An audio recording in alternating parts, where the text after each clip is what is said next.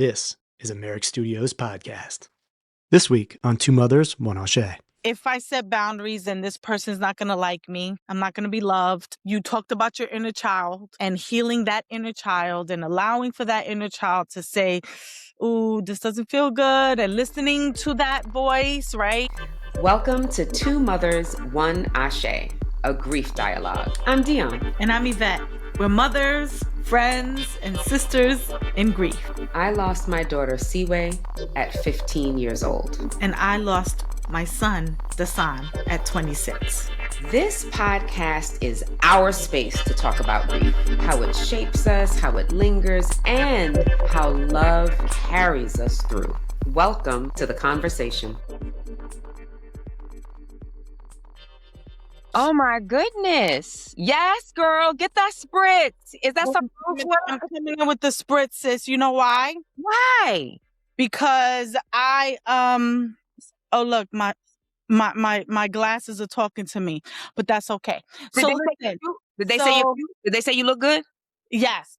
Okay. And so what I'm trying to explain to the people is that I am a holistic esthetician. And so that's part of the line that I carry, that I care for people with. And, you and I are going to have to continue to reinforce in the folks as we're trying to help them, help us.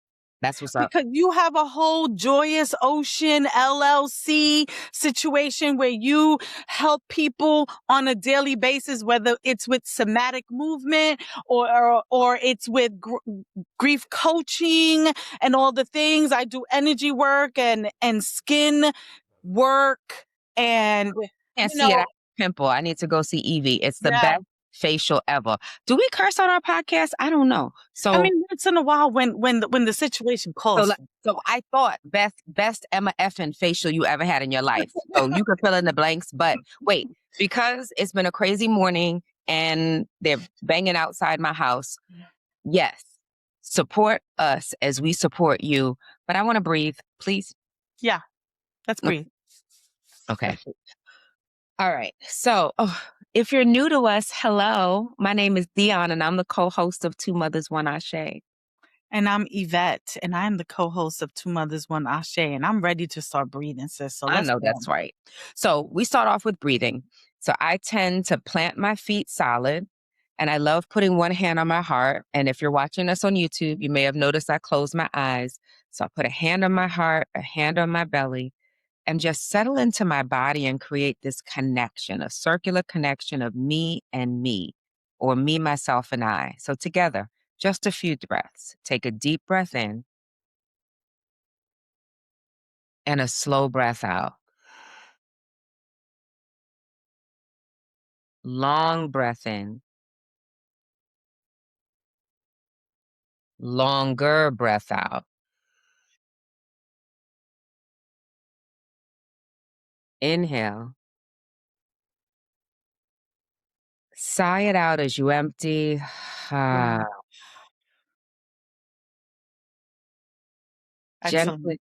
I love that. I know you want to gently bring people back in, but my energy is a little electric today. So, hence. You know why? I know, but check this out. Check how coordinated we are. You know how menstrual cycles sync up and how folks start to look like each other after they're in a relationship for a while, right? Listen, we married. Two Mothers, One Aché, we married. We married, and you and I pulled out the hoodies today. No formalities. We pulled out our hoop earrings. For those that are listening to us on Spotify or Apple Podcasts and are not seeing us on YouTube. Listen, we showed up how we showed up today. Period. And I love how you said the relationship between me, myself, and I. Because that's a perfect segue for our episode today, where we're going to be talking about grief that exists that doesn't come from death, but it still changes us to the core.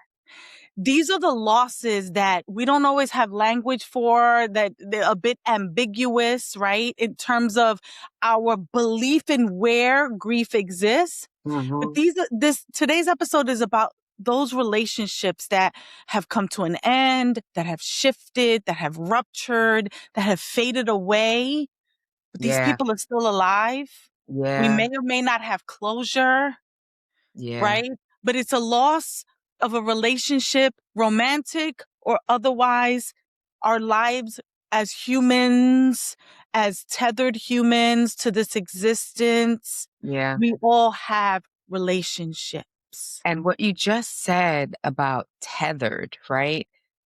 We are so tethered to our physical things, to our phones, and we understand tethering that's invisible when it comes to technology. We understand that there's airwaves, like when we hold our phone and we have a headset on, that without a string, we're tethered.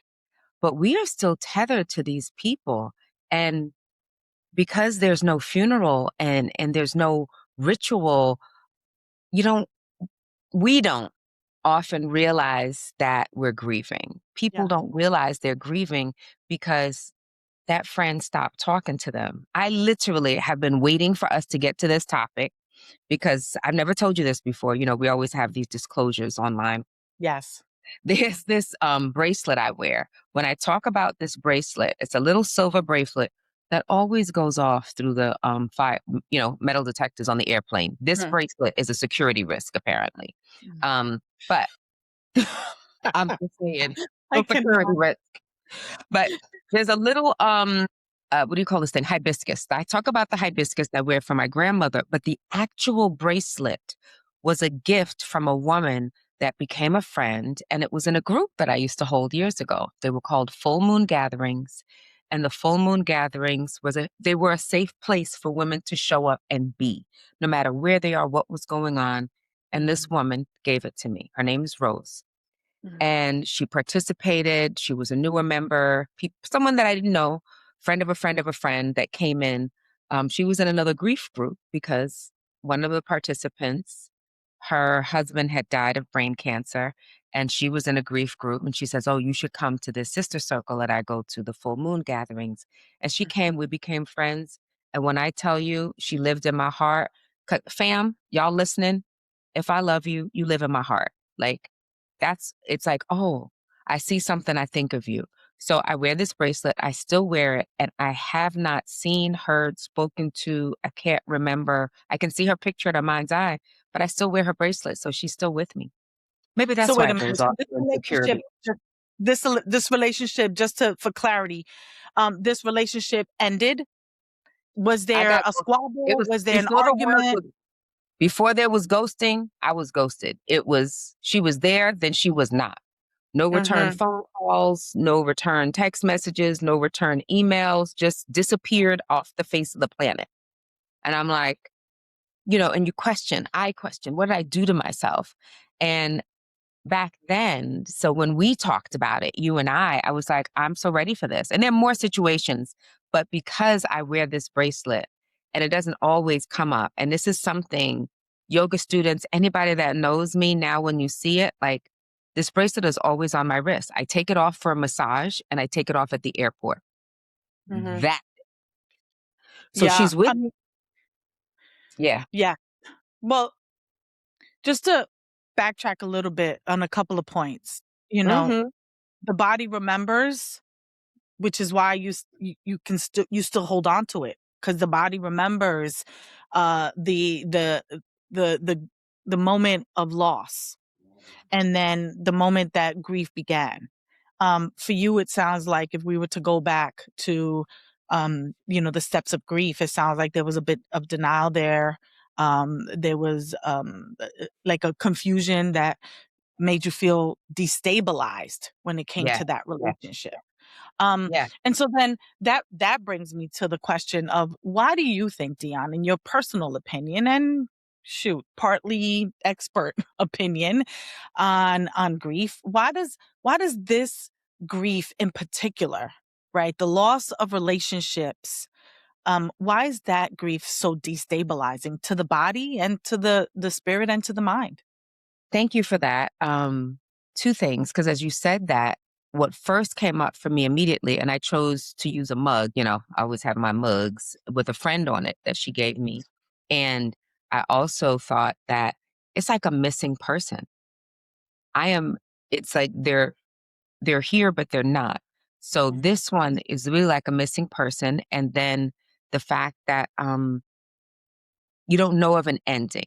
Even for us, when we think of our babies, Siwei and Dasan, we saw there was an ending. We were physically there. We are aware of it. We saw the physical body. So with these endings, there's no ending. Like there's no ending that we could anchor. We can only anchor perhaps to a timeline. I haven't seen or spoken to this person since this year, since this day, but there's no ending of, okay, what is the word we use? A closure. There's no closure.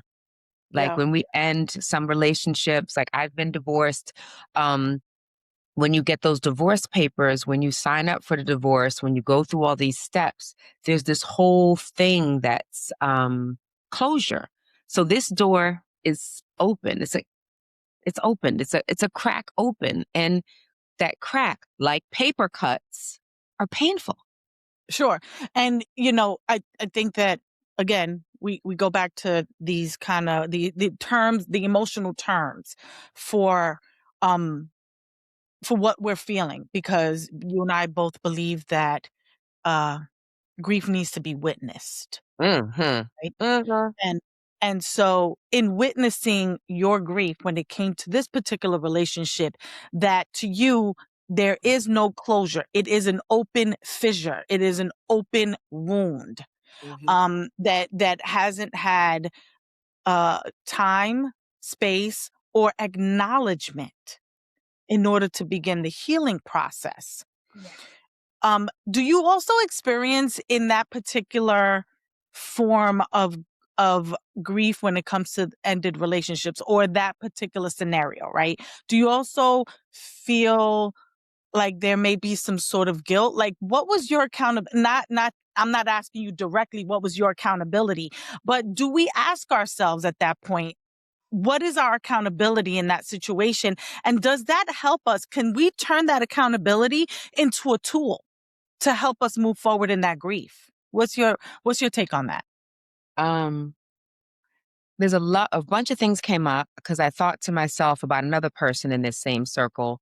And we came back, but it took years and I still don't know what happened. But there's this, what I think, understanding your question, is that there's an anchor that we had. There was a physical person, our person and friend, whatever the relationship is, and then they're gone.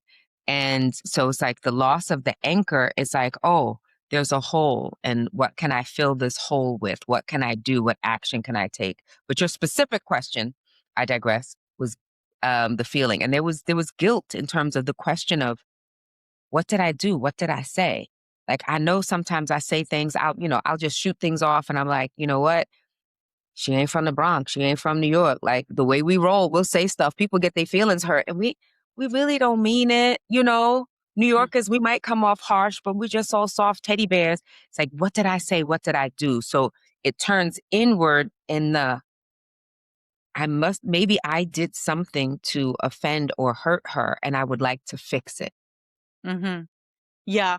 And I think that is the case, especially for women. So I want to point this out for our male listeners and our male supporters.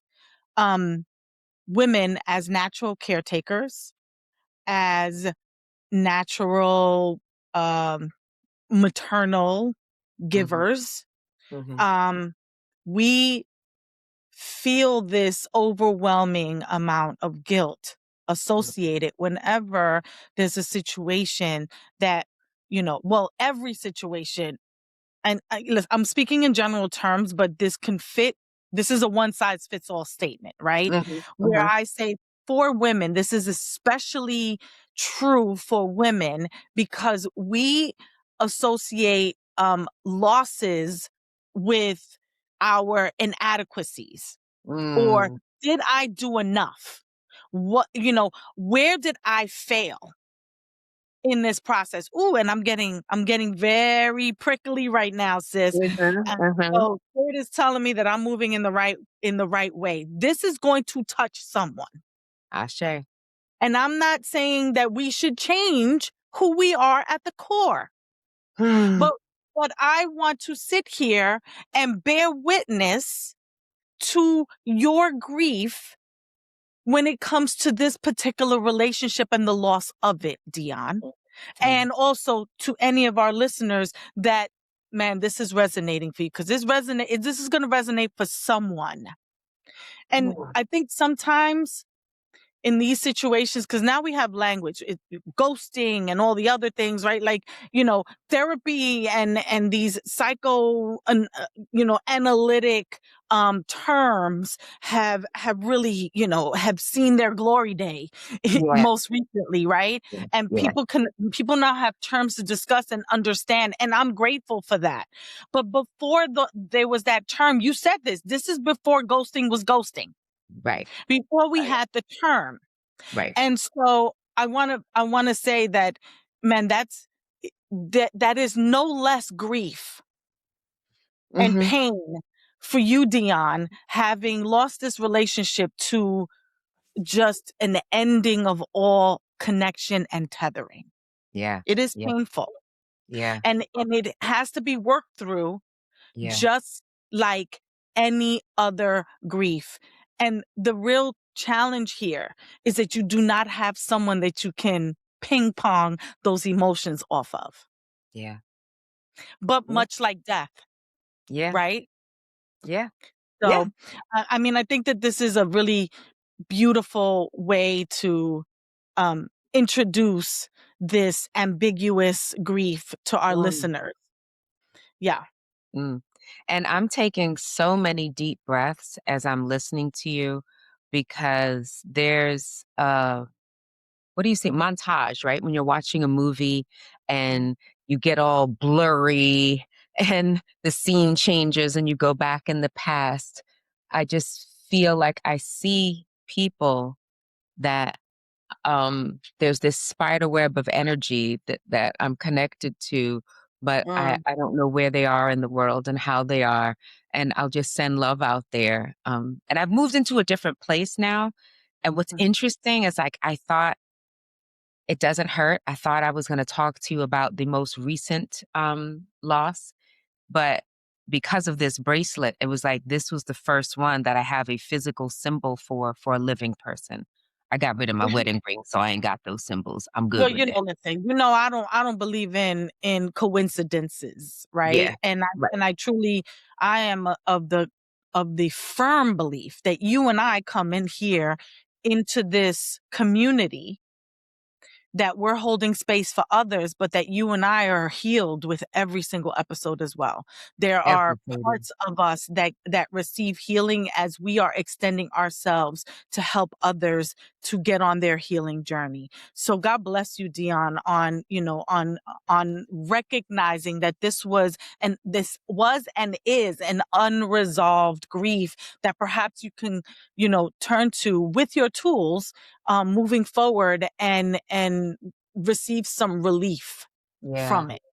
I also want to ask you, right? And we should all ask ourselves these questions. Our listeners, you, Dionne, myself, when we lose these relationships, what are we losing?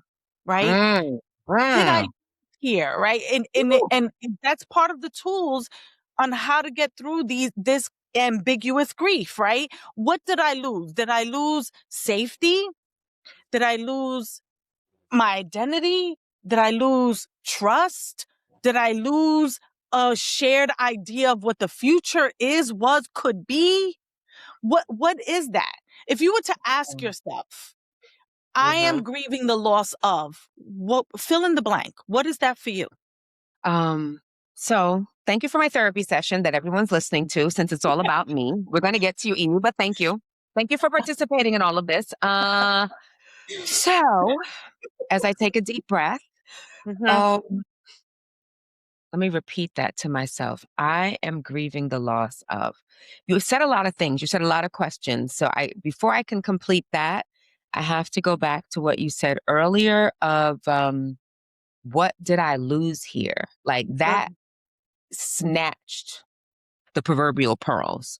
And I felt like, and then when you said identity was one of the things, I didn't even hear everything else you said because my brain was echoing identity, identity.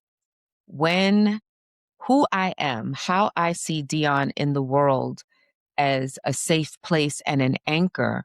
So if I am ghosted, I've lost my identity because in my brain, there's some part of, little Dionne that goes, oh, I did something bad. And now, so I was not a safe place. So I am no longer a safe place. So who am I? So the biggest thing of all the things you said was identity, because so much of who I am, and I've learned this through my daughter's death and other deaths, physical deaths, but in this conversation that I get to bring to my actual therapist, the actual paid therapist, is my identity is inextricably linked to my community and the people I love. Aché, Aché, Aché. You hit it on the nose. God bless you, D, for doing this work in all your truth, in all your vulnerability, for everyone to hear, but you hit it on the nose. Oh my God, I cannot explain the goosebumps that I'm having right now. Mm, mm, And, I want to offer you permission to sit with this, with this new POV, this new understanding, this new point of view with new lenses on, because this mm. relationship, from my understanding, has been lost for quite some time. Yeah, And yeah. so it gets stuck, it gets put, in the back, it gets put on the back burner of grief, right? And so now you have a new set of glasses. Your prescription has been updated. And so now you have a clearer view. And I want to allow you permission to sit in that, in this new perspective, with this new perspective, and allow yourself the healing that you deserve in grieving this loss. Aché, Yeah. Aché. And there's something else you said, and then I want to hear your perspective because you're asking me. And but again, even though no one died, and what I've talked about, and I share a lot on social media. Hopefully, y'all are following both of us personally and our journeys on As I fix Instagram my and hair other sorry. platforms. But Mm-hmm. your hair looks good, girl. You looking good. Mm, mm, mm. But I had this picture. I'm such a pictorial, such a visual person. So as you said that, like, so there's this foundation, there's this baseline of the deaths that created me and rebuilt me and as who I am. Mm. But what Mm. just become aware of in your support and talking me through this is that I was saying the foundation was built on these deaths, but I could now slide Rose into this area where there are people that are living, but they built that foundation of my identity of who I am in relationship to that. I was like, oh, I didn't realize that maybe that's the cement. If I'm building bricks, right? There are these Mm. bricks, and then the living people, they kind of cement it in and they're filling in these lines, but they're all losses. But there's this building that I'm seeing now. So even as I sit, I didn't do my meditation today, but as I sit and go into meditation, I have a clear visual that goes along with this now of not only the people that I know are with the ancestors, but the people that are no longer in my life and I don't know where they are. And earlier you said, because they're still alive. It's been so many years. That's an assumption for me. I don't know. Mm. Mm-hmm. Mm-hmm. Yeah. Honestly, yeah, I don't know. I don't know. And I don't even know. This was so long ago. I don't even know if she knows my Seaway died. Like, I don't know what Yeah. she knows. Yeah. That's right. That visual, first of all, beautiful. And I encourage our listeners who do meditative work, who do work through meditation, that you take that, you know, like how people go, I'm reposting this, like y'all repost that in your meditation. You repost that video, that visual in your meditation, because that really, like, I saw it. And honestly, part of my meditation work, my healing meditation work, I have set up a healing room for myself. And I know exactly what this room looks like. And when I need to go there, when I need to go heal, that's where I go. Just so you guys know, when I'm in healing mode, where I'm going. And I'm really going to think about adding a brick wall in that room, and understanding that the filler, the concrete that's holding that brick wall up, is made up of losses that are ambiguous. These ambiguous losses, because it's not just the loss of a relationship. It could be the loss of a job. It goes on and on and on. A loss is a loss. And so I thank you for that visual and that tool that I'm absolutely going to add to my grief toolbox. Aché. And if we can segue, I know that you want to get to me. You know, I called you with all transparency. I called you and I said, hey, Dee, can we make our next episode about relationship losses? Because I just experienced, just before the new year, I experienced the loss of a decades-long relationship. And I'm going to be very ambiguous about the details, just to reuse the word ambiguous again, because it's a few reasons. It's still very new. And I just want to respect and honor my position in this, in this process of loss. Yes. So, you know, and thank you for that. You know, you're always honoring me, but I need to pause and, again, shifting the spotlight on you. Not only were you going through it, not only were you experiencing your own anniversaries, the own things that are happening as we transition on this timeline, but experiencing a new loss, instead of covering it up because we're clear on our work and our tools, and shoving it in between the lines and journaling it out and keeping it away, you brought it forward to heal it. As the church says, whatever's in the dark needs to come into the light. So you're bringing it into the light. You've ripped the Band-Aid off so we can all heal from something you personally are going through. And I know I have deeply benefited from it in this conversation and recording. And I am looking forward to what our listeners will get from it. So thank you. Yeah, so am I. And I got to tell you, I feel very safe, not only with you, but with our community. We've been getting so much amazing feedback from everyone on how each episode resonates with someone different, and but it's helping people. People are like, I'm getting feedback that people are like, man, I'm waiting for the next episode, right? And that, you know how I know that this work is work that we're doing for God and on behalf of God, and God's work is because that those affirmations that we're getting from our listeners is not hitting my ego. Because the first thing out of my mouth is, thank God that your message is resonating for people. Thank God that we can do our very minuscule little bit, D, to help. Even again, our goal was one person. I think we can raise that bar to 5 at this point, because we're kind of there. And we're almost at the precipice of raising that to 10. You know, helping 10 people per episode. So back to my story. Because we're about at the halfway mark of our episode right now. And we'll be right back. I'm Bun B.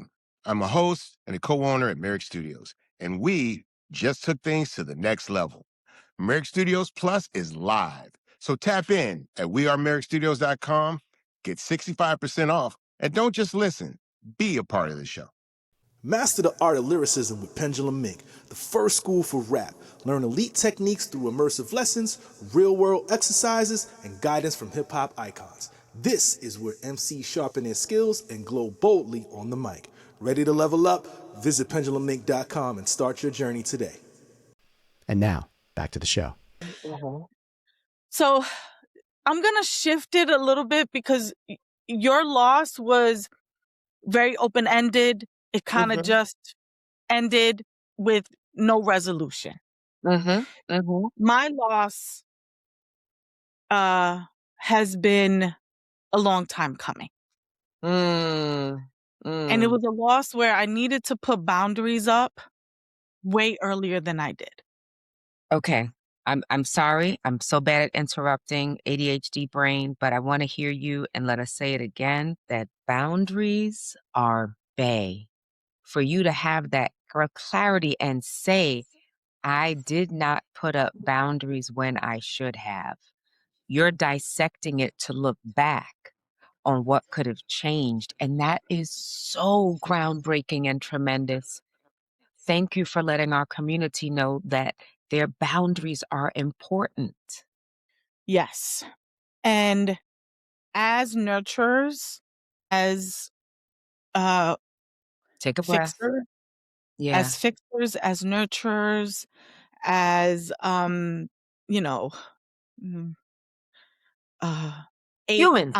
I'm very A-type. Yeah, but I want to get into the core of my personality type. Right?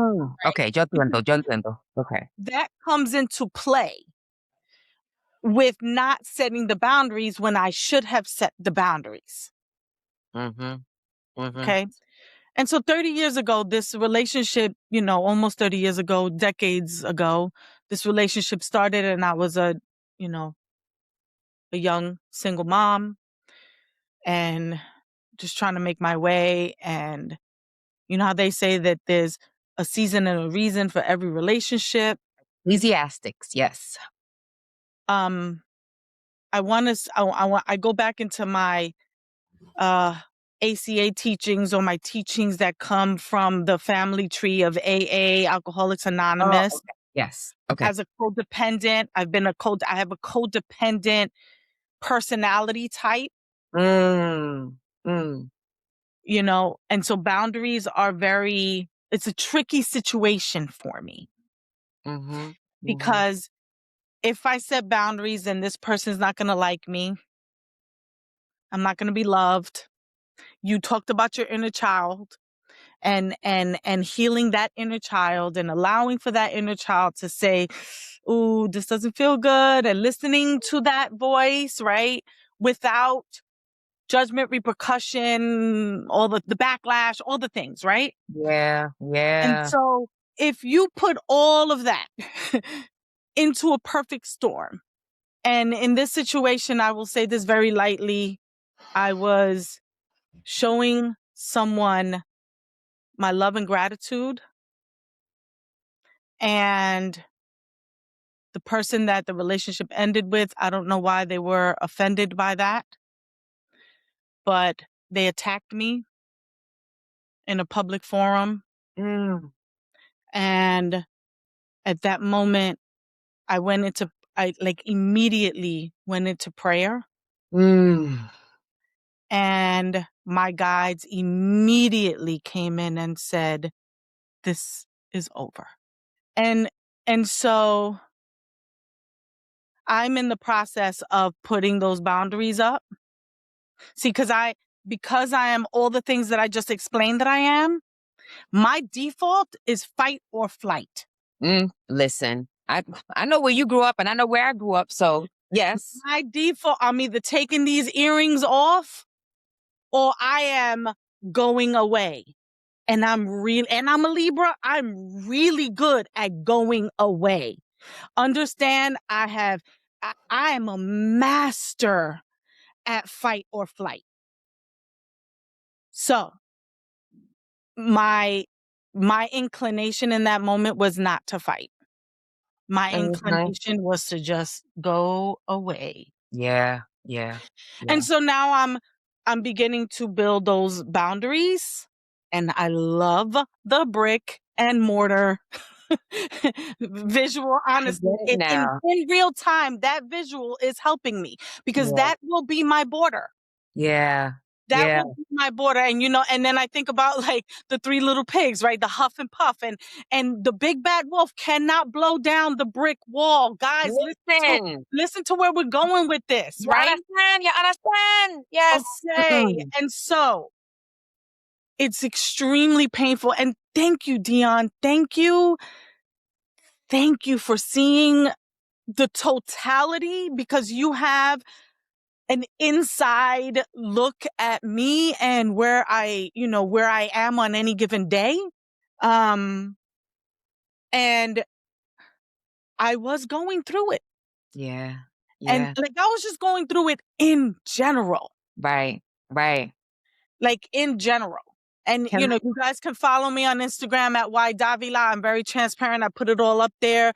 On the 11th of every month, I do a check-in with everybody. And like, it's really for my prayer warriors that have been witnessing my grief journey in real time. I do this as hey, this is where I am this month, right? Yeah. And this month was like, I've been in this grief fog. And the end cap to that grief fog was the loss of this relationship. Yeah. And it's there. And now it has its own brick, right? That it has its own brick that it's holding in place. And that loss will forever be cemented in my timeline. Yeah. Because for me, it's final. Right. Yo entiendo. For me, I had to set it. I had to put it in the dead category. Yeah. For my own sanity and for my own well-being and for my own protection. Say it again. I'm going to repeat that for you so you can hear it and receive it. I had to put it in the dead category for my own sanity. For my own protection. Because some losses are protective. Yeah. Yeah. Some losses serve as protection. Yeah. And I am counting this loss as that. Aché. I'm so proud of you. I'm so proud of you. And for our listeners, again, you don't understand that this is a conversation that on the sideline, I'm bearing witness to my sis, and I know something's up, and I don't press people. We don't press each other. We're like, when you're ready, I'm here. And I knew there was something. I got a hint when we had about this conversation and how we're able to share and uplift ourselves and even what you don't see before we come on camera to prepare ourselves to hold space for each other, to have our water, our tissues, to make sure there's a candle lit. And I want to kind of acknowledge you again, Evie, and offer to you, the listener, set yourself up for success. Build that wall. Have those boundaries. Light the candle. Luz. It needs light. We need light. As a spiritist, as an espiritista, we have a phrase. And my guides are all telling me, yes, share this. We have a phrase, and it's used particularly in Santeria. And it's luz y progreso. I love that. Yeah.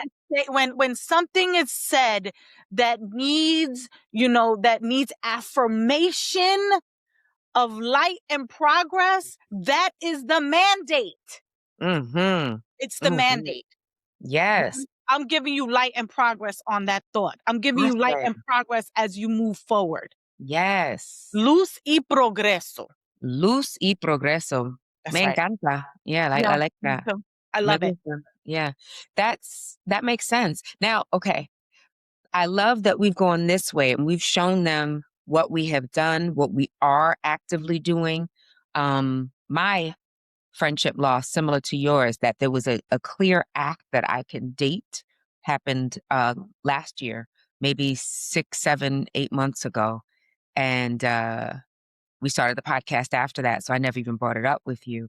But We showed how positively we move through it. But now, what happens if we don't do something, Evie? What happens if we don't grieve these losses? What happens then? It's like any other loss, D.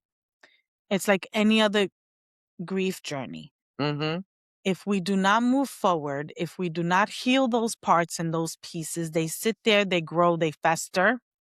We think that we're putting it in, member fam, member, supporters and family. I think of you guys as family. We talked about the sock drawer. Mm-hmm. What you don't want to see, deal with, or what, you put it in the back of the sock drawer and you think it's lost forever until something happens and it all comes rushing back. Boom, boom, boom, boom, boom, boom, boom. Yeah. Which is why, D, you were emotional. I heard the cracking in your voice. I heard you looking up. I heard you, I saw you clutching the pearls, right? It takes the one thing you do not expect, right, to happen will inevitably happen. Aché. And then it all comes rushing back. Yeah. And now you have now tomorrow you have a whole topic matter to talk about in therapy. I'm going into therapy right after we shut the computer for this, right? Mhm. And I'm still working on this loss. And so Yeah. this Yeah. is what happens if you do not, if you think it minimal, I'm sorry for you, hun. I'm sorry for you. Because it's not in any way minimal. There's no aspect of grief that is minimal. And I We love, might want it to be, but it is yeah, not. I love that you said that because there is something that we've been taught in terms of, don't sweat the small stuff and move on, especially when it's a living person. And even when we talked about your dad, right? How people will tell you like that person ain't crap, like forget about them. It don't matter anyhow. And there's all these different ways. But if you don't name it, if you don't deal with it in some way, however you choose to deal with it, like you said, it'll show up in your body. It'll show up sideways. It'll show up in pain. And I feel as I teach yoga, I talk about it being in the fascia. I talk about it being in your connective tissues. Yeah.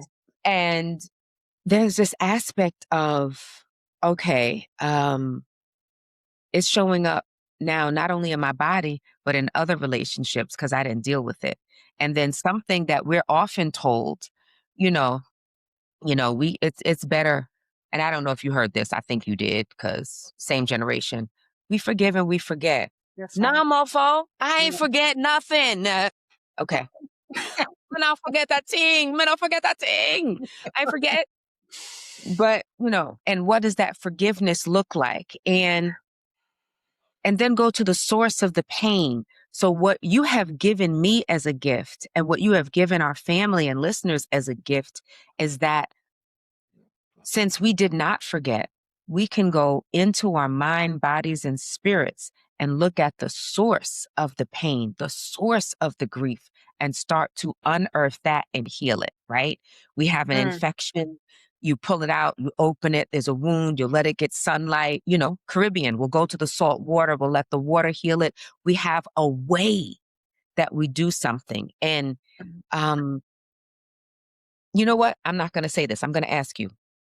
I've talked about the ocean as a way of letting it heal. But let's talk to the people about what healing does not mean here. What is that? Well, I think to answer that very simply, I love how you brought up forgive and forget. Mm-hmm. Healing is not forgetting. And I think that people say I forgive very lightly. Girl. And that forgiveness, true forgiveness, Mm-hmm. it's for your well-being. It's for the person who needs to do the forgiving. It's for your well-being and not to let anyone else off the hook. And so you think that by saying, I forgive you, you're unhooking the other person. You're not doing that. You're untethering yourself from the pain Mm-hmm. through true forgiveness. Mm-hmm. And so it doesn't look like forgive and forget. in the Mhm. traditional sense. That's right. That's Um, right. all grief, all pain. And this is again, this is no different than a physical loss of life. Yeah. This is a physical loss of love, of care, of, right? All of those things. And so it all has to be witnessed. Aché. It all has to be brought to the surface. Yeah. It all has to be talked about. Yeah. And I'm not Yeah. saying don't go airing it out on social media, because that ain't smart. That's Mhm. not gonna help you heal. It Mhm. doesn't look like Mhm. that. It looks like going into meditation, Mhm. and however it is that you meditate, guided meditation, solo meditation, candle meditation, right? Mhm. Goes into a real, you have to go into a real sense of self. You have to go and recall the moment, witness it, say it out loud, even if you're the only person you're saying it out loud to. Yeah. It's Thank you. acknowledging it. It's Yeah. acknowledging it, right? Yeah. And then it's taking that pain and sending it off into the light. Hmm. In the process, you might have to take accountability for your part of it, because your accountability is tethered in to the forgiveness part and to the acknowledgement part, Mhm. Mhm. right? You yeah. You acknowledged our people and our people as they reach out to us, text, DM, on social media, off social media. And you brought up boundaries again. And, people often, because most people that have come to us, it's been after someone died. And there's this sense of failure that they feel because the relationship ended, because their person died, the sense of abandonment, they left me. Um, and so now those feelings when someone is actually physically gone and dead, and we know it's not a failure. We know I didn't do anything wrong. You didn't do anything wrong. They didn't do anything wrong. But on the flip side now, when you say this ending was 30 years in the making, and my recent one was a few years in the making, and I also had boundaries I didn't set up, and there were also several things. Like I heard several things echo in what you said of the steps we did not take in love and going, it'll That's right. pass. It's a thing. That's right. It's not a big deal. We can Mhm. handle it. It's okay. But I'm going to ask you this because yours is more recent. I know my answer in terms of the loss. Can grief and relief exist at the same time? Yeah, but it's not a relief from a place of fixing it. Mm-hmm. Mm-hmm. Okay. You get relief through reflection. You Mm-hmm. get relief through grace. You get Mm-hmm. relief through mercy. Mm-hmm. Mm-hmm. Mm-hmm. Grief does not need to be fixed. Grief needs to be witnessed and cared for. Mm, Grief mm, needs to be loved. Grief mm, needs to be housed. mm, Where do you mm, house grief? mm. Girl, you know what you As a just said? Reiki practitioner, the best place to house grief is in the heart space. It's in the heart space. It's not in the head space where you're reliving the grief. It's not in the third eye where you see this grief playing like a movie over and over. It's in the heart space where you can nurture it, where you can give it love, where you could give it housing, where you Mm, could give it a place to go. mm. Because Because grief grief is love is with love no with place no to place to go. go. Yes. We said that. And yes, girl. Yes. Ooh, I love that. I love that for you. I love that for me. I love it for us. I love it for our family that's listening. And you, the person I've never met, you are the family member I'm talking about. Um, but what I also love that I'd love to shift to, if you don't mind, and if there's something else you want to say, of course, say it. But we've subtly talked about our rituals and the things that we do and the things that we offer to our clients and community from spirit. But the word that I love, and I know you do too as well, the rituals. Like, I'd love to hear from you. What are some rituals that you do? I'll share mine, or we can do to offer them something they can do for this loss. Some ritual, small or big, to clear the cutting that has happened and to create the finality that we don't get with the death that we in a relationship we may need. Because what I keep thinking, and now, like you said, I was like, it's like, just say it. Because I was like, oh, we need a cutting cord ceremony. We need, this is what we need. We need a cutting cord ceremony. Yeah. We should do that. I was like, should we do that on an Instagram live? And I was like, look, stop, come back to the conversation. But what is a ritual that our people can do on their own? Share one of yours. I'll share one of mine. Yeah. Yeah. So I love that you said cord cutting because, that was running through my head as well. Not everybody is where you and I are in terms of being able to do this work, this work that is in the ethereal, right? Not everybody's there, and that's okay. I'm going to respect where you are. I want to come to where you are. And I think that across the board, a generalized ritual that almost anybody can do is journaling. Yes. Okay. Write it down. Write down the entire experience from your perspective, and don't try to tell somebody else's story because your story is valid. Your story is important in this. By the way, you are the main character in your story.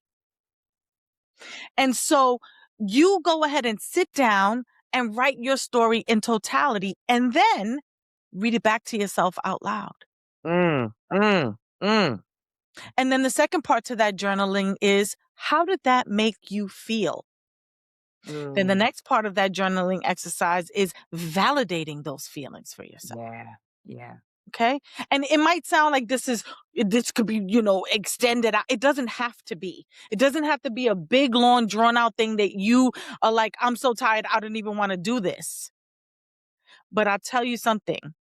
We spend a ton of time doing things in habit, out of habit, that don't give us any kind of healing or help or any of the things that we need to move forward and move through our grief. You can give yourself an hour of this ritual.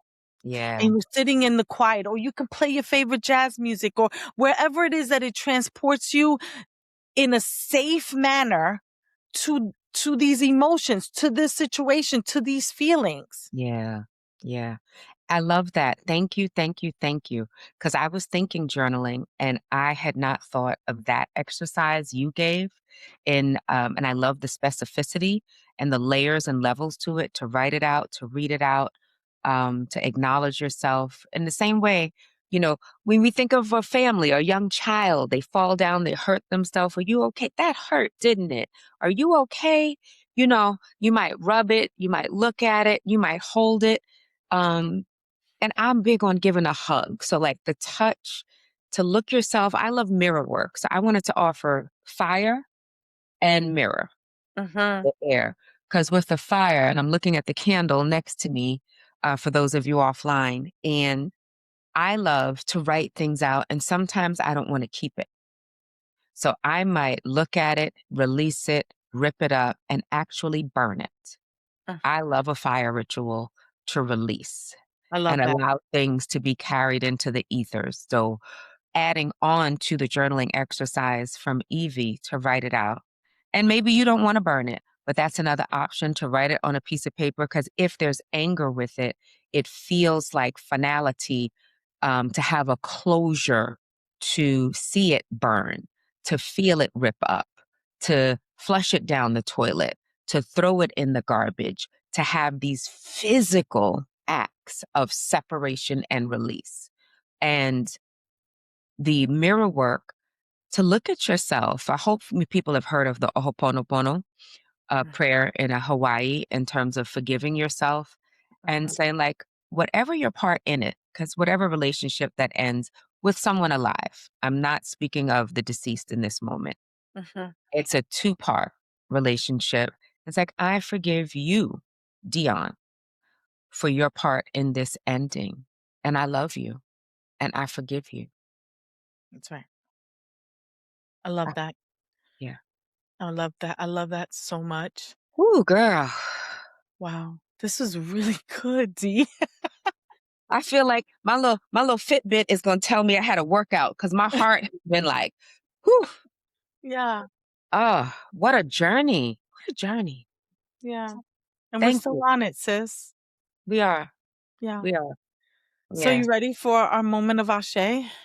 I am. I am. And before we go to Aché, I think I want to give, as they're journaling, writing, talking to the mirror, whatever ritual you pick, things to think about, to start naming, because you and I have named a few, right? I named a long one ago that was really ambiguous, a current one that had an actual act, and you had a current actual act. But I want to give them the opportunity to start reflecting on who are they grieving that they've never named and what it is. Even a few minutes ago, you said something about the loss of a job, and it snatched my chest because I remember the one time I was actually fired from a job from Canal Jean Company. Remember Canal Jean Company? I I do. used to work I there, do. girl, and I got I do. fired. I do. And I was laid off from Def Jam, and that shook my whole identity. But we're gonna carry that into another episode. yeah, I think yeah, that this ambiguous loss should be like a sub series within our yeah, season, because yeah, there's a lot of that. And you know what? And I'd venture to ask our listeners and our supporters to give us some topic yeah, of conversation, like some particularly under ambiguous, or even, you know what, nah, just blanket. What aspect of grief would you like us to discuss in the yeah, future? yeah, We'd yeah. love to tackle any and all subject matters, so please feel free to hit us up That's on right. So me and my girl, our we want to social talk about media, all of it. in the We want to talk. comments. Please, comment on YouTube and like us, and like, subscribe, all the things, because that really helps us continue to be able to bring you guys this content. Yeah. Thank you. Thank you for that. And I just always want to acknowledge the things that I heard you say. And you said journaling, like each of us, so y'all know off screen, we each have tissue, water, and a journal with us to write things down that we remember. We go back and listen to the episodes ourselves. So bookmark it, save it, share it, and share with us, because when we hear you, we know we are reaching you. And that is our mission.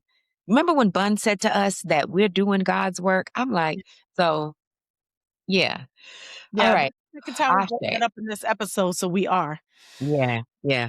Okay. Our moment of Ashe, again, for our new family members, we open with breath and we close with a moment of Ashe to bring in loved ones that are gone. And I'm going to start only because I have had a couple of losses recently and an anniversary recently. So I want to bring up Charlie Woods, brother from the hill in Harlem, that passed recently. We knew he had COPD, but he'd been living with it for so many years. It kind of sideswiped all of us. We didn't see it coming until we heard he was gone. And we're all supporting ourselves through memories and pictures of Charlie. So I'm putting Ashe on Charlie Woods. And the first anniversary for my godfather, Philip Messiah, who was such a wonderful father figure for me. I have a picture of him next to my daughter and Sherry by one of the altars I have here in my home. So my Ashe, always Siwe, you see next to me, but today specifically for my godfather, Philip Messiah, and my friend, Charlie Woods. How about you, Evie? Uh, I want to give a moment of Ashe. A friend of mine just lost his father over the new year. Mm-hmm. Um, And yeah, he's been turning to me for some grief help. Mm-hmm. Um, Abraham Garrett Jr. So giving Aché to Mr. Garrett's name and his legacy that will live Mm-hmm. on in his son. Yeah. And then, you know, I want to offer a moment of light. Mm. Luz en progreso for our listeners, because when relationship ends, almost always a new one begins. Aché. And so, um, another moment of Aché I want to extend to the late and very great and amazing musician, artist, activist, one of the founders and creators of Kwanzaa, Mm. a person who put their life and their art and their entire soul being um, for the enlightenment and for the progress. So the light and the progress for Black folks throughout the diaspora. The late and great James Mtume, Mm. who as a music executive, he he gave us the playbook on how to protect music, how to Mm. protect your art, how to get paid off of it. Mm. He was one of the people that, stood strong, particularly in hip hop, to make sure that the original musicians that were sampling these great classics were getting paid. I have on his Juicy that Yes. his Yes. daughter, Benin and Tume, gifted me on the anniversary of his birthday. His birthday just Mm-hmm. passed. Mm-hmm. Um, and so on his birthday, she gifted me this sweatshirt, Nice. and she's the new relationship that I am now nurturing and developing. And she's just a beautiful soul, and she is carrying her father's torch along with her other family members. They're very protective of his legacy moving Yes. forward. And so we all should know this name, Aché. James Ntume, Yes. because his light was very bright for the Mm. purpose of our progress. Aché. And so I put all the Aché energy into Baba Mtume. Aché. Thank you so much for that. Oh, Evie, I love you. I love I you so love much. you. I love I you. love you, Chica. This was great. It was. It was. All right, our listeners. You'll take Till some next deep time. breaths as you Yeah. listen to what you're releasing, what was weighing you down, and we'll see you next time. Next time. Peace, love. Lucito Aché. Beso. Mhm. We'd love for you to join the conversation with us on Instagram at 2, that's the number 2, mothers, 1, the number 1, Aché pod, and produced and distributed by Merrick Studios. Until next time, may love carry you through.